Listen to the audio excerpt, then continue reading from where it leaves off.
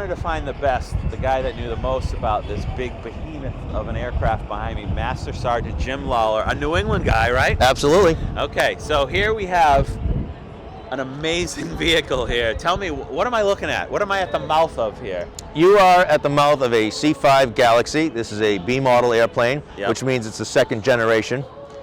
This one was built in the 80s. Okay. The first generation was built in the 60s. Yep. And this aircraft is capable of flying globally. Typically the crew consists of a minimum of 2 pilots, 2 flight engineers, and 3 load masters. And the pilots obviously fly the aircraft. The engineers are responsible for fuel and the systems, which would be air conditioning and heat, and the hydraulics. And the load masters are responsible for on and offloading the cargo, weight and balance. And we determine where the best place is to put everything for ease of on and offload. And sometimes we would go into a combat situation and we would have to position the cargo for an immediate deployment if those troops were going to engage in a force immediately. So what I like about the air show here is that the public can actually come and see what this stuff is like. Normally, you know, you don't get access to something like this, but on a day like today, I mean, look, this is just open for everyone to take a look, right? True, and it's a great opportunity for both the public and for us because we like to show everybody what we do on a daily basis and share our life and our experiences. So it's a really unique situation. So you can get 6 Greyhound buses on here with no problem at all to try to put it into perspective of size. What kind of landing space do you need as far as runway room and all that? It depends on the weight and the heat. That's what limits the ability of the aircraft. So the cooler that it is and the less weight, we need a shorter runway. This is one of the longest runways on the East Coast. And so there's the airplane actually maxes out at 840,000 pounds. That would be fuel and cargo and plane weight. So the runway that we have here could easily accommodate a fully loaded C-5. So will this thing open in midair at all, like to deploy stuff from the air? Not the front end, but the back end we would. So this is the front end. This is the back. Yes. Okay, I gotcha. Yep. So the back end we would open up in air to either let troops parachute out or to airdrop cargo, or if there was an emergency on board and we needed to jettison cargo, get it off board so we could make a safer landing if we had too much weight. Okay, and I don't want to tell you guys what to do, but I see the front and the back, but I don't see any cockpit or where is this supposed to fly. The cockpit would be upstairs. Tell me a little bit about this cockpit here, because this is, first and foremost, I'm impressed of how high we are up in the air. This is already pretty daunting and we're still on the ground. What you're looking at, you've got the throttles here. This airplane has 4 engines, so one of each of these levers represents one for each of the engines that we have. These here are T-handles. If there's a fire in one of the engines, the pilots would pull the T-handle out, and that would release fire suppression into that engine. You've got your yoke. Can I ask a question? Absolutely. Is that a common thing? Like, this is pretty prominent in the display here on the dashboard.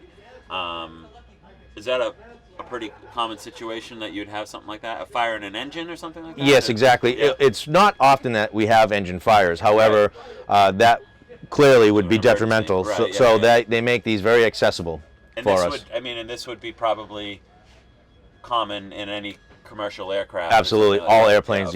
All airplanes are equipped. And you don't normally get to see. Again, this is why the air shows are so cool. Is that you can come up and the public does have access to these, viewing of on the demonstration planes, right? Yes, they do. Yeah. Yep.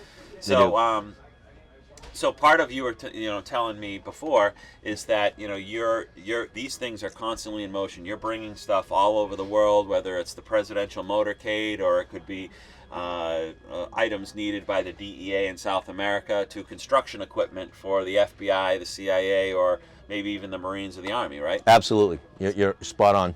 So here, and this is a pretty crucial base for all that stuff, right? It is. This is the only East Coast base that has C-5s. The next closest one would be in Delaware, and then we would go out to the East Coast. Okay, so where do I fire off some missiles? Is that these red buttons? That is our missile system. So if I press that, I'm going to hit the sausage vendor over there. I can see through the sights, my scope here. That sausage vendor is no longer there. So I'm fighting the battle of the bulge for Americans, overweight Americans all over the place. So I mean, it must use a lot of fuel when there's a lot of weight and stuff on We board. burn approximately 20,000 pounds of fuel per hour of flight. Wow, that is a lot. It is a lot. Yeah. Well, this is pretty cool. I mean, I'm not going to begin to ask you what every one of these buttons is Okay. because I don't think anybody really is interested. But the fact is that there's a lot going on up here. And again, not having gone into other, like a commercial airline cockpit, I mean, this is probably pretty standard of what it is to fly a plane. Right? It is. This airplane actually went through an upgrade, so all of these screens that you see here are all digitized. Okay, yeah. We do have some of the old style gauges and things like that, but for the most part, everything has gone digital. Okay. The older models from the 60s would have been all gauges. Gotcha. So that's kind of interesting. So now it is more like a civilian airliner with all the digital screens. You gotcha, yeah. I mean, I would have this over here. I mean, this is just my personal professional recommendation here, is that from what little I know, and I would swap these two things out. But other than that, I think it's pretty much perfect up here in the cockpit. So Cool. I give you guys a good A- in how you have all your equipment set up. A little feng shui. Yeah. All right, let's go check out the rest of the plane. If you want to go back this way, I did see yesterday. but for our long hauls, we have 18 to 24-hour work days. So in order to maintain our rest program, we have this bunk room and an identical one right after it, where we would take turns taking our naps and In flight or when you land In somewhere flight. even? Yep, in flight. Okay. Yep. How long can this stay up in the air? Like how? Well, we can refuel in the air. Yeah. So there's no minimum amount of time that we could stay airborne as Wow. long as we continuously refueled. But a typical flight is 10 to 12 hours. So, he was mentioning that you could go to South America, and Europe, and Absolutely, yep. Basically nonstop if you're fueling in the air, right? Absolutely. Now, the new M model that's coming out for the C-5, that's an engine upgrade. For us here with the B model, we would fly from the United States to Europe, and then we would go to Iraq or Afghanistan, for example. Okay. The new B model, the M model, can actually make that whole flight over there without having to stop in Europe. I was telling them that. I'm like, you got to get a new M model up because you can't make this trip. And finally my voice is being heard. It's a relief. So this is, relatively speaking, you would say that the conditions are cramped or what have you, but hey, it's not like you get this, on a commercial flight. No, absolutely. No, it's it's great. actually pretty good digs. And this is So a lot of space, a lot of legroom here. Yep, we have a workstation, Yeah. dining table, if you will, Okay. and then we have our bathroom, and then our kitchen. Wow. So here we really got some. Little oven, refrigerator. Will you have? Do you guys know when you're flying how to operate all this, or do you have a cook on board, or somebody like flight attendants, or anybody that handles things for you? Well, we're load masters, so that would be our job. That's We're you like the guys. flight attendants. So, where are the little mini vodka things you have? Well, that's a private stash. We can't share that with you. All right, I keep it up here. We do. I know there's secret compartments.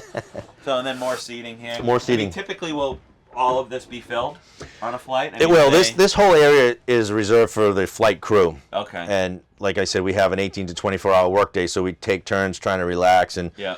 watch movies, kick back, All right. stay rested up. The other end that you saw previously, that's for the passengers or the troops that we would carry. Okay. And there's 73 seats back there specifically for them.